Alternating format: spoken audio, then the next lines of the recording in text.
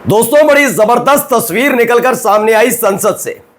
गृह मंत्री अमित शाह हर बार की तरह वही फिल्मी डायलॉग मार रहे थे, जैसे उन्होंने एक बार किया था, क्या बात करते हो, पीओके के लिए जान दे देंगे। वो बात अलग है, जब पहलगाम आतंकी हमला हुआ उसके बाद से लेकर ऑपरेशन सिंदूर और ऑपरेशन सिंदूर के बाद जब सीज फायर को लेकर सवाल उठने लगे थे, उसके फौरन बाद से ही गृह मंत्री महोदय नदारद नजर आ रहे थे। तब इन्हें पीओके नहीं दिख रहा था, लेकिन अब एक बार फिर से संसद के अंदर आए वही फिल्मी डायलॉग्स के साथ, जैसे हमेशा मोदी और शाह दोनों सदन से लेकर सड़क तक बोलते रहे। लेकिन इस बार ये भूल गए थे कि 2014 से 2019 और 2019 से लेकर 2024 वाली लोकसभा नहीं है, ये 2024 से 2029 वाली लोकसभा है, जहां पर ये खुद बैसाखी पर खड़े हैं, जहां विपक्ष मजबूत है, जिनकी आवाज को आपके सांसद दबा नहीं पाएंगे।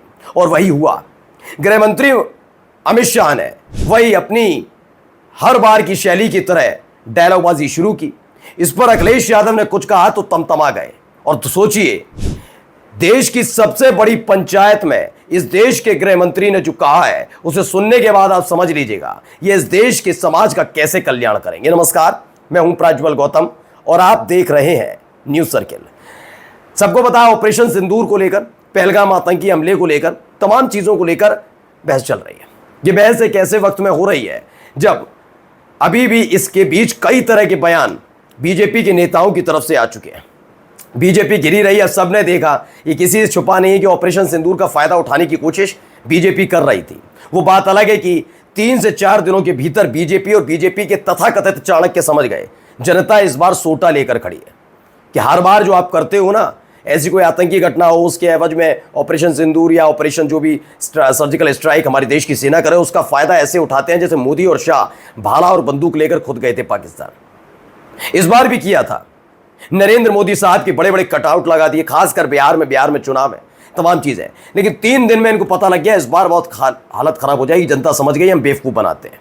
इसीलिए ऑपरेशन सिंदूर के नाम पर बीजेपी मोदी ना होती तो ये ना होता वाला कहना बंद कर दिया। तो घर घर सिंदूर बांटने जा रहे थे, खुद इनके प्रवक्ताओं ने इसको डिफेंड किया था। बाद में पता लगा बीजेपी के लिए हमने नहीं कहा, ये तो कांग्रेस झूठ फैला रही है, विपक्ष फैला रहा है। खैर, आज मैं आपको बयान सुनाऊंगा। पहले तो सुनिए, इस देश के गृह मंत्री का बयान सुनिए। आप सुनने के बाद समझ जाएंगे इनकी रीति नीति एक ही है, ये कभी बदलने वाले नहीं है। तो पहले सुनिए क्या कहते हैं, जरा सुनिए। अखिलेश जी बैठ जाइए, मेरा पूरा जवाब सुनिए, आपका सब जवाब आ जाएगा। भाई, आप आतंकवादियों का धर्म देखकर दुखी मत होइए।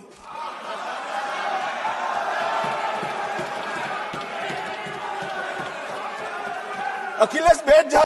ये आदमी की बात सुनिए, सोचिए, ये इस देश के गृह मंत्री हैं, ये इस देश के गृह मंत्री हैं। उस लिहाज से इनको जरा सुनिए कि आतंकवादियों का धर्म देखकर मत सोचिए।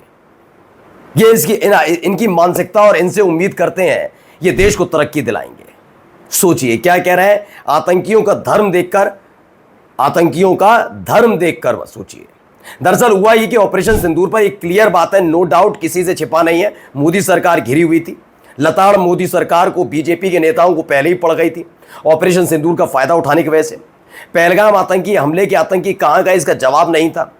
जिस वक्त संसद की कार्रवाई चल रही थी, अचानक खबर आती है कि उन आतंकियों को ढेर कर दिया गया है। उस पर कोई सवाल ना उठना चाहिए, ना हम कहते हैं, लेकिन सवाल यह जरूर है कि अगर आपको विपक्ष से, अपने वो विपक्ष जिसने पहलगाम आतंकी हमले से लेकर ऑपरेशन सिंदूर तक लगातार पग पग पर देश की सरकार का, मोदी का या फिर बीजेपी का नहीं, देश की सरकार का समर्थन किया, अलग अलग पार्टी के, क्योंकि इनके पास तो हिंदू ऐसे ही गृह मंत्री जैसे ही नेता हैं, हिंदू मुसलमान करने वाले, ये विदेशों में नहीं बोल सकते, ना इनके कोई सांसद बोल सकते। तो उन्होंने खासतौर पर असदुद्दीन ओवैसी और अलग अलग दलों के नेताओं को बुलाया कि आप लोग जाइएगा, हम बाहर जाएंगे, हमारे नेता जाएंगे, वहाँ बोलेंगे, वहीं लपक लिए जाएंगे, पूछा जाएगा अपने देश में तो हिंदू मुसलमान करते हो या ज्ञान की पंजीरी बांटने आए हो। तो खैर इन्होंने भेजे थे। सोचिए, उसी सरकार से आने वाले, उसी पार्टी के एक बड़े नेता और इस देश के गृह मंत्री धर्म के आधार पर अपनी ही देश की एक राजनीतिक पार्टी के, जिस देश की तीसरी सबसे बड़ी पार्टी के नेता को ऐसे सबक सिखा रहे थे। और सबक का जवाब तो सबक से मिलता है ना, क्योंकि इनकी आदत ही यही है। सुबह शाम जिन लोगों ने सिर्फ हिंदू मुसलमान की घुट्टी पिलाई हो और उसी आधार पर चुनाव लड़ा हो, उनसे उम्मीद भी क्या की जा सकती है। तो सुनिए इसमें क्या जवाब निकल कर आया। देखिए, ये एक पूरी वीडियो है, इस वीडियो को जरा पूरा गौर से सुनिए। सेना और सीआरपीएफ ने वो आतंकवादियों को भी समाप्त कर दिया। और मान्यवर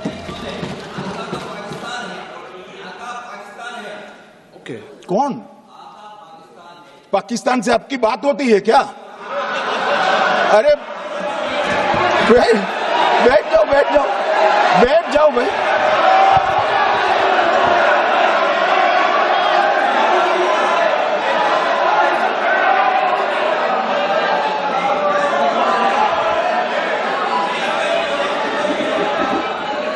दरअसल ये अपनी कथा कहानियां सुना रहे थे। अचानक से अमित शाह कहते हैं हमने जो आतंकी हैं उनके मास्टरमाइंड को ढेर कर दिया।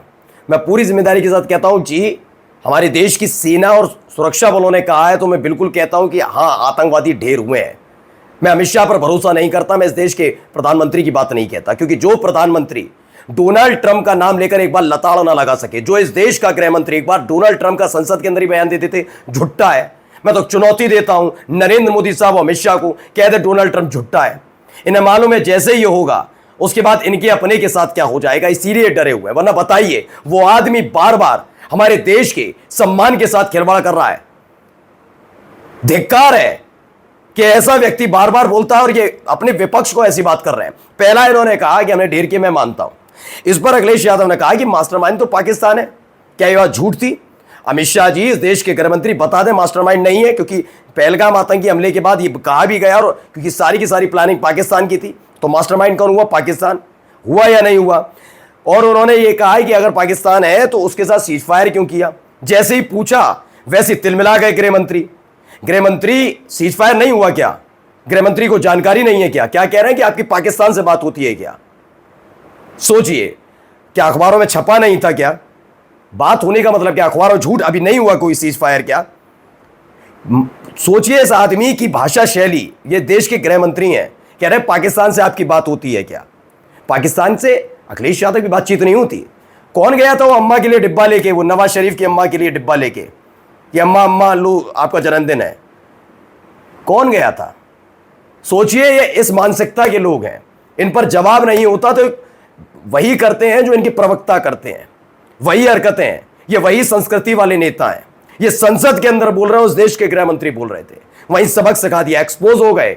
गृह मंत्री अमित शाह के पास जवाब नहीं था। उन्होंने कहा सीज फायर क्यों किया? आपकी पाकिस्तान से बात होती है। पाकिस्तान ने थोड़ी ना बताया। क्या ये खबर झूठी थी? सीज फायर नहीं हुआ। फिजूल, कोई तर्क नहीं। सोचे, बिना सिर पैर की बातें करने वाले हमारे देश के गृह मंत्री हैं क्या? और अगर ऐसा नहीं है तो इन्हें स्पष्ट बोलने में दिक्कत क्यों? यही तो पूछा, मास्टरमाइंड पाकिस्तान है तो उसके साथ सीज फायर क्यों किया? इतना तिलमिला क्यों जाते हैं? मणिपुर के नाम से तिल मिलाओ, अडानी के नाम से तिल मिलाओ, अब पहलगाम के नाम से तिल मिलाओ, ऑपरेशन सिंदूर का नाम मत लो, क्योंकि इसलिए मत लो क्योंकि बड़ी बेइज्जती हो रही है। तो जनता समझ गई है कि सेना के शौर्य का फायदा बीजेपी, मोदी, शाह ये सब उठा रहे थे।